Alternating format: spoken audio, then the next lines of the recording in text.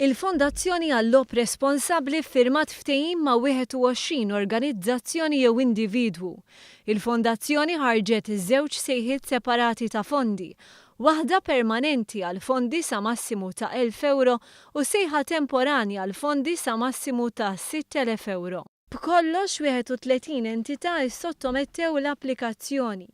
Il-proġetti ivarjaw, fosthom hemm dak tal-Alternative Learning Program, infassal għall-istudenti li għandhom bżonn metodi differenti ta' taħriġ. Grazzi għal dawn il-fondi se jibda jiġi offrut kors ġdid. Budgeting u planning tal-finanzi tagħhom. Ma jistax ikun inti ma tkunx taf kif għandek timmaneġġja l-flus tiegħek u tonfoq bla doġġ. Aktar żgħażagħ se jibbenefikaw, fosthom dawk Għoxrin.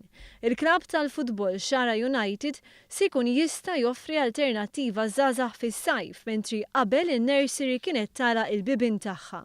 Training, edukazzjoni, ħarġiet kulturali u nofru alternattiva speċi biex kif iqattaw is-sajf permezz tal-futbol nagħtuhom alternattiva. Il-fondi ma jolqtux żgħażagħ biss, aktar minn nofs il-popolazzjoni tal-Furjana pereżempju għandha l fuq minn 60 sena. Iżda d-day center tal-istess komunità ma jirriflettix dan.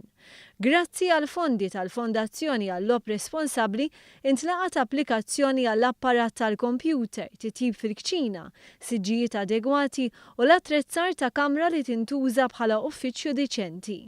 Waqt ċerimonja ta' tqassim tal-fondi Heathcliff Farrugia mill-Malta Gaming Authority enfasizza l-importanza tal-aspett soċjali tal-logħob.